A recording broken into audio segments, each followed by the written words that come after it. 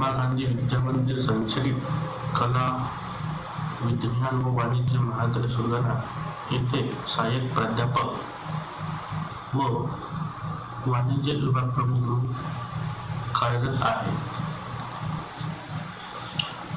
आज मी माझ्या सादरीकरणामध्ये वितरण मिश्र ही संकल्पना समजावून सांगण्याचा प्रयत्न करणार आहे. वितरण मिश्र या संकल्पनेमध्ये प्रामुख्याने वस्तू वितरण मार्गाचा अभ्यास आपण या सादरीकरणामध्ये करणार आहोत. वस्तू मिश्रण म्हणजे काय हे आपल्याला माहित पाहिजे. सर्वप्रथम वितरण मिश्र हा एक विपणन मिश्राचा घटक आहे. इतर किंमत, उत्पादन, विक्रयवृद्धी हे घटक आहे, त्या घटकाप्रमाणे हा एक घटक आहे. त्याचबरोबर वितरण मिश्र हे एक विपणनाचे महत्त्वाचे कार्य आहे. वितरण मिश्र या कार्यामध्ये वस्तूच्या उत्पादकाला वस्तू ही ग्राहकापर्यंत नेण्याचे काम करावे लागते. कोणताही उत्पादक वस्तू व सेवांची विक्री करण्यापूर्वी ग्राहकांच्या गरजा लक्षात घेऊन वस्तूचे उत्पादन करतो आणि असे केलेले उत्पादन योग्य मात्रेमध्ये सोयीच्या ठिकाणी व सोयीच्या वेळी पूर्ण करण्यासाठी वितरण मिश्राचा वापर करावा लागतो किंवा उत्पादकाला करावा लागतो.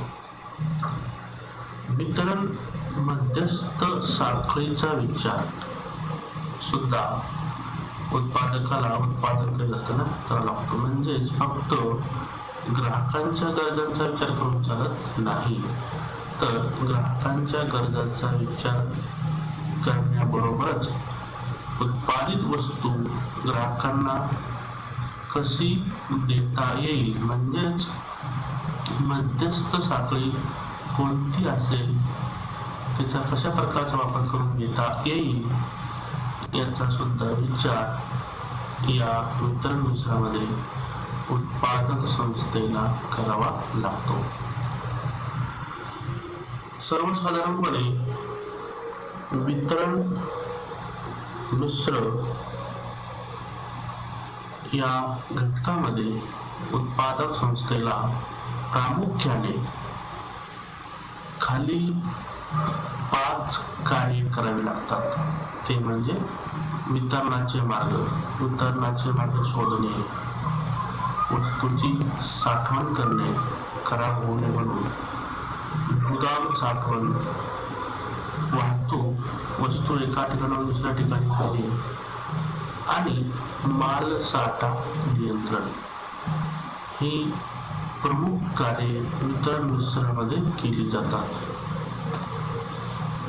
वितरण मध्यस्थ साखळी.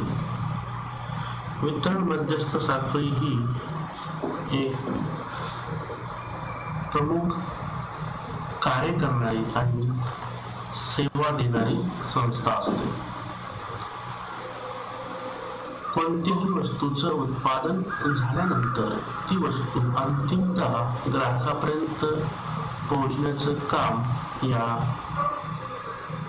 वितरण मध्यस्थ साखळी संस्था करतात. यामध्ये मध्यस्थ साखळीमध्ये वितरक म्हणजेच डिस्ट्रीब्युटर, अभिकर्ता म्हणजेच एजंट, घाऊक विक्रेता म्हणजेच होलसेलर आणि किरकोळ विक्रेता म्हणजेच रिटेलर या 4 घटकांचा, 4 व्यक्तींचा किंवा 4 संस्थेचा वितरण मध्यस्थ साखळीमध्ये समावेश होतो. वितरण मार्ग आहे. वितरण मार्ग म्हणजे वस्तू ही ग्राहकापर्यंत नेण्यासाठी वापरण्यात येणारी साधने. त्या साधनाला आपल्याला वितरणाचे मार्ग असे म्हणता येईल. म्हणजेच ट्रान्सपोर्ट सोर्सेस किंवा ट्रान्सपोर्ट साधने, वस्तू वाहतुकीची साधने, त्याला उतरण्याचे मार्ग असं म्हणता येईल. वितरण मिश्रामध्ये प्रामुख्याने वस्तू वितरणाच्या मार्गाचा साखळीचा विचार आपण करतो. वस्तू कशाला म्हणायचं हे आपल्याला माहित आहे, परंतु वस्तूचे प्रकार आपण थोडक्यात या ठिकाणी बघूया. सर्वसाधारणपणे वस्तूचे प्रामुख्याने 2 प्रकार पडतात हे आपल्याला माहितच आहे. एक म्हणजे ग्राहक वस्तू, ज्याला आपण कंझ्युमर गुड्स म्हणतो. जी वस्तू ग्राहक स्वतःच्या अंतिम उपभोगासाठी खरेदी करतो त्या वस्तूला आपण ग्राहक वस्तू असे म्हणतो. आणि दुसरा वस्तूचा प्रकार आहे तो म्हणजे औद्योगिक वस्तू, बिझनेस गुड्स. जी वस्तू व्यक्ती स्वतःच्या अंतिम उपभोगाकरिता खरेदी न करता व्यावसायिक कारणासाठी खरेदी करतो त्या वस्तूला औद्योगिक वस्तू असे म्हणतात. ग्राहक वस्तू वितरणाचे मार्ग कोणते आहेत? तर ग्राहक वितरणाचे प्रामुख्याने खालील 4 मार्ग आहेत. त्यामध्ये पहिला मार्ग आहे उत्पादक ते ग्राहक. दुसरा मार्ग आहे उत्पादक ते किरकोळ विक्रेता ते ग्राहक. तिसरा मार्ग आहे उत्पादक ते घाऊक विक्रेता ते किरकोळ विक्रेता ते ग्राहक. आणि चौथा आणि शेवटचा ग्राहक वस्तू वितरणाचा मार्ग आहे तो म्हणजे उत्पादक ते अभिकर्ता ते घाऊक विक्रेता ते किरकोळ विक्रेता ते ग्राहक. या सर्व ग्राहक वस्तू वितरण मार्गाचा आपण सविस्तर अभ्यास करूया. पहिला मार्ग आहे उत्पादक ते ग्राहक. या पहिल्या मार्गाचा अवलंब उत्पादक केव्हा करतो? ज्या वेळेस बाजारपेठेमध्ये असणारी मध्यस्थ साखळी वस्तू वितरण करण्यास नकार देते आणि ज्यावेळी उत्पादकाची ब्रँडिंग म्हणजे बोधचिन्हाचा विकास झालेला नसतो त्यावेळेस उत्पादक या पहिल्या वितरण मार्गाचा अवलंब करतो. यामध्ये आपल्याला 2च व्यक्ती दिसतात, एक उत्पादक आणि दुसरा ग्राहक. इतर मध्यस्थ व्यक्ती या पहिल्या साखळीमध्ये काम करीत नाहीत. यामध्ये उत्पादक आपली वस्तू प्रत्यक्ष विक्री, प्रत्यक्ष मेल, मोबाईल विक्री आणि इंटरनेट विक्री या माध्यमातून ग्राहकांना विकतो. दुसरा ग्राहक वस्तू वितरणाचा मार्ग आहे तो म्हणजे उत्पादक ते किरकोळ विक्रेता ते ग्राहक. या मार्गामध्ये 3 व्यक्ती काम करतात, उत्पादक, किरकोळ विक्रेता आणि ग्राहक. या मार्गाचा अवलंब कोणता उत्पादक करतो? तर ज्या वस्तूसाठी बाजारपेठेमध्ये किरकोळ विक्रेत्याची संख्या जास्त असते त्याचबरोबर अशा किरकोळ विक्रेत्यांची खरेदी क्षमता जास्त असते, खरेदी केलेल्या वस्तू विक्री करण्याची क्षमता जास्त असते. त्याचबरोबर असे किरकोळ विक्रेते असतात की जे किरकोळ विक्रेते घाऊक व्यापाऱ्याकडून खरेदी करणाऱ्या किरकोळ व्यापाऱ्यापेक्षा स्वस्त दराने वस्तूची विक्री करण्याची क्षमता ठेवतात. अशा वेळेस उत्पादक या साखळीचा वापर करतो. त्याचबरोबर असे किरकोळ विक्रेते असतात की जे उत्पादकाला विशिष्ट अंतराने वस्तू विक्री करण्याचा दबाव आणतात आणि वस्तू सवलतीच्या दराने खरेदी करतात.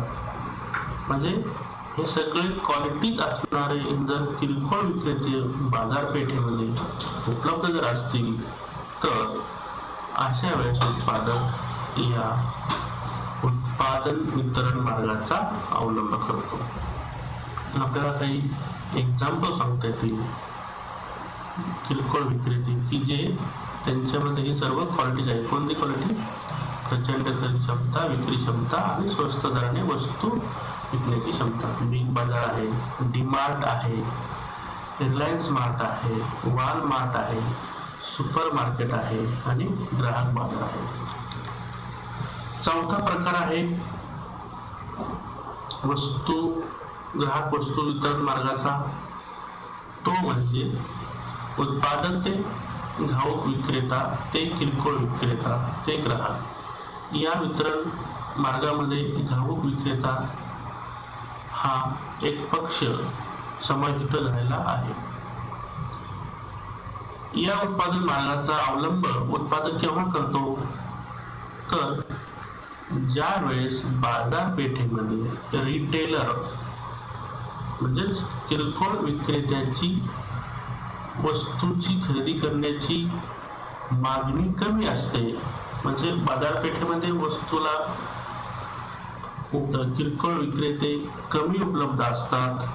त्यावेळेस उत्पादक या वितरण साखळीचा अवलंब करतो आणि त्या माध्यमातून तो आपली वस्तू किरकोळ विक्रेत्यांना विकण्यापूर्वी किंवा प्रत्यक्ष न विकता तो घाऊक विक्रेत्यांना आपली वस्तू विकतो. आणि घाऊक विक्रेत्याचे सुद्धा आपल्याला गुणवैशिष्ट्य माहित आहे की घाऊक विक्रेता सुद्धा काय करतो की प्रत्यक्ष उत्पादकाकडून वस्तूची प्रचंड प्रमाणात खरेदी करतो आणि अनेक किरकोळ विक्रेत्यांना अल्प प्रमाणात वस्तूची विक्री करतो आणि हे किरकोळ विक्रेते मग ग्राहकांना वस्तूची विक्री करतात.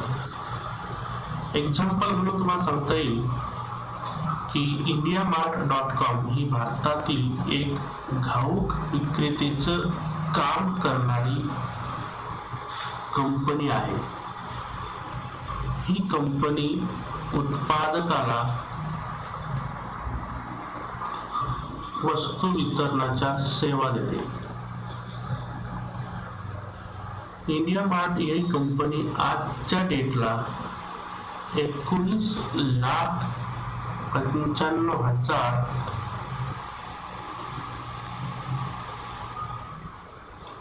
इतक्या व्यक्तीसाठी इतक्या उत्पादकांसाठी काम करते. म्हणजे ज्या उत्पादक काय करतो, आपली वस्तू ही घाऊक विक्रेत्याकडे विकतो आणि ते मग पुन्हा किरकोळ विक्रेत्यांना विकतात आणि ते शेवटी ग्राहकांना विकतात. त्याच्यानंतरचा प्रकार आहे ग्राहक वस्तू वितरणाचा किंवा मार्ग आहे तो म्हणजे उत्पादक ते अभिकर्ता ते घाऊक विक्रेता ते किरकोळ विक्रेता ते ग्राहक. यामध्ये अभिकर्ता हा एक नवीन व्यक्ती समाविष्ट झालेला आहे.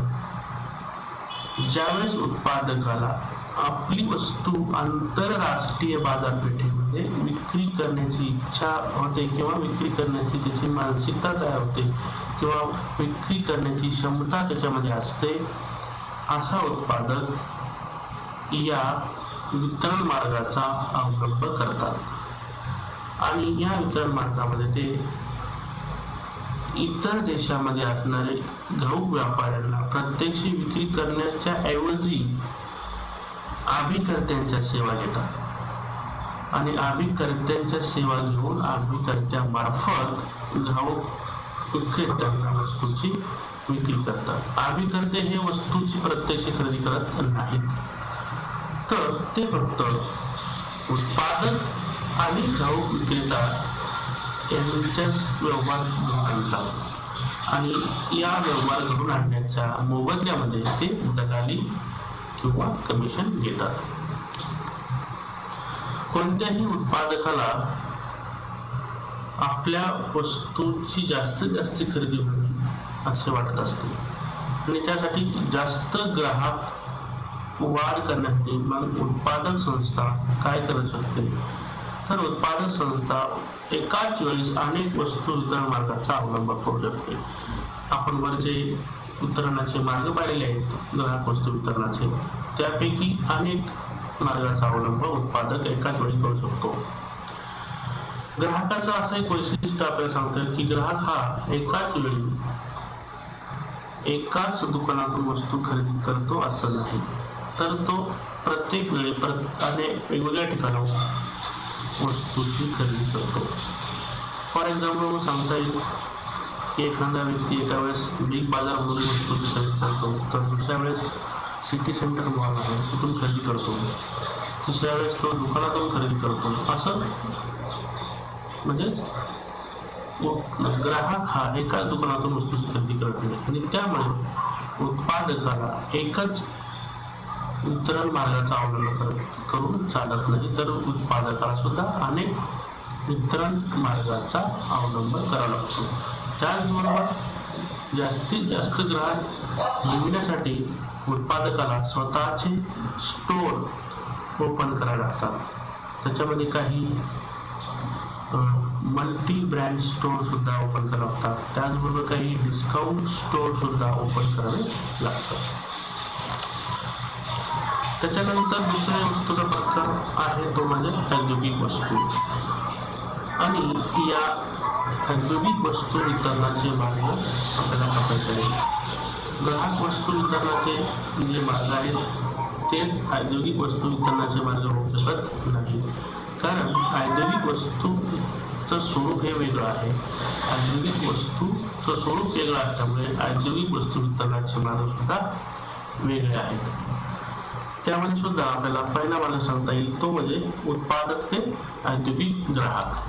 दुसरा मार्ग आहे उत्पादक ते अभिकर्ता ते घाऊक विक्रेता ते औद्योगिक ग्राहक. तिसरा मार्ग आहे उत्पादक ते वितरक ते औद्योगिक ग्राहक. चौथा मार्ग आहे उत्पादक ते अभिकर्ता ते वितरक ते औद्योगिक ग्राहक.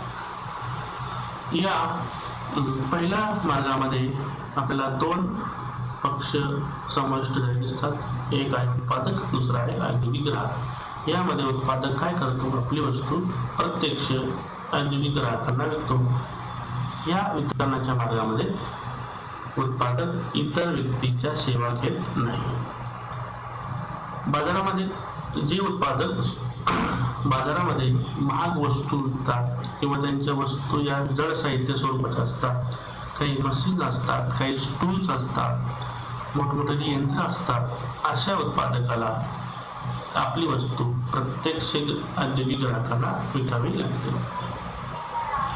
त्याचबरोबर अशा काही वस्तू असतात की त्या वस्तूमध्ये उत्पादक आणि औद्योगिक ग्राहक त्यांचे क्लोज रिलेशन असणे फार गरजेचं असते आणि त्याचबरोबर उत्पादकाचं त्या औद्योगिक ग्राहकाच्या उत्पादनामध्ये सहभाग असणे सुद्धा फार गरजेचं असते.